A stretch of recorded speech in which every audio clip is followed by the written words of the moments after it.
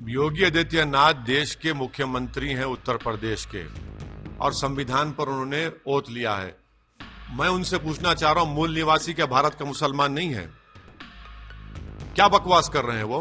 ऐसा नहीं कि किसी वर्ग की आबादी बढ़ने की स्पीड, उनका प्रतिशत ज्यादा हो और कुछ जो मूल निवासी हो उन लोगों की आबादी के स्त्रीकरण में हम लोग जागरूकता के माध्यम से, इन्फोर्समेंट के माध्यम से उसको नियंत्रित करके जनसंख्या संतुलन की स्थिति पैदा करें। योगी आदित्यनाथ देश के मुख्यमंत्री हैं उत्तर प्रदेश के और संविधान पर उन्होंने ओथ लिया है।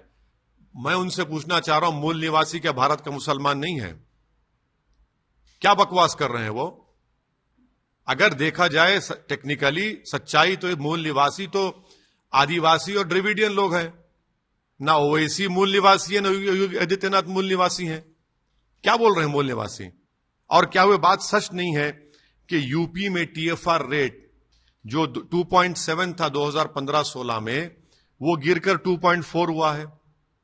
उनको तवज्जो किस पर लेनी चाहिए वैसे तो मुख्यमंत्री, कि उत्तर प्रदेश में जो बच्चे हैं एनीमिक हैं, उत्तर प्रदेश में जो बच्चे हैं सीवियरली वेस्टेड 6% से 7.3% हो चुका है।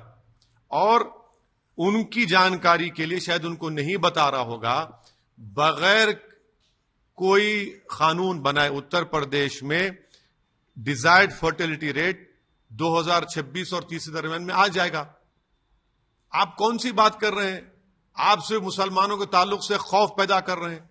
और क्या वो देखते नहीं है कि उन्हीं के भाजपा के केंद्र के मंत्री हेल्थ के राज्यसभा में अप्रैल 2, 2022 को यह कह दिया है।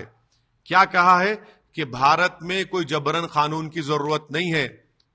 सुप्रीम कोर्ट में 2020 में एफिडेविट दिया गया। क्या उत्तर प्रदेश और भाजपा के लोगों को नहीं मालूम कि सेक्स रेशियो मुसलमानों का कितना है? बताइए। बड़ा है, 936 to 9, इंप्रूवमेंट है 930 to 951। सबसे ज्यादा कॉन्ट्रासेप्टिव इस्तेमाल करने वाले कौन है? मुसलमान है। और आप ये बताइए कि मुसलमानों का जो टीएफआर रेट 2015-16 में 2.6 था, वो गिरकर 2.3 हो चुका है।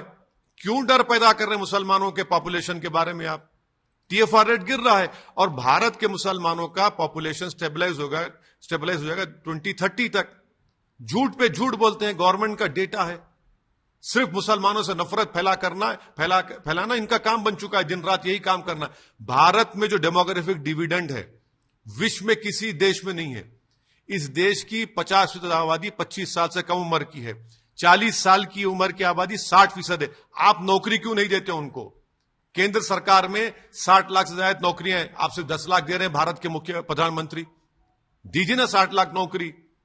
इकोनॉमी बर्बाद हो रही है, आप उस पर तवज्जो नहीं ले रहे। आप सिर्फ एक शोषा छोड़ रहे हैं, शगुफा छोड़ रहे हैं ताकि नफरत फैल जाए मुसलमानों के खिलाफ। जब हम परिवार नियोजन की बात और जनसंख्या स्त्रीकरण की बात करते हैं तो हमें इस बात को ध्यान में रखना होगा कि जनसंख्या नियंत्रण का कार्यक्रम सफलतापूर्वक आगे बढ़े, लेकिन जनसांख्यिकी असंतुलन की स्थिति भी न पैदा होने का है। ऐसा नहीं कि किसी वर्ग की आबादी बढ़ने की स्पीड, उनका प्रतिशत ज्यादा हो और कुछ जो मूल निवासी हो उन लोगों की आबादी के स्त्रीकरण में हम लोग जागरूकता के माध्यम से, इन्फोर्समेंट के माध्यम से उसको नियंत्रित करके जनसंख्या संतुलन की स्थिति पैदा करें। और यह एक चिंता का विषय है हर एक उस देश के लिए जहां पे जनसंख्या संतुलन की स्थिति पैदा होती है, जनसांख्यिकीय संतुलन की स्थिति पैदा होती है।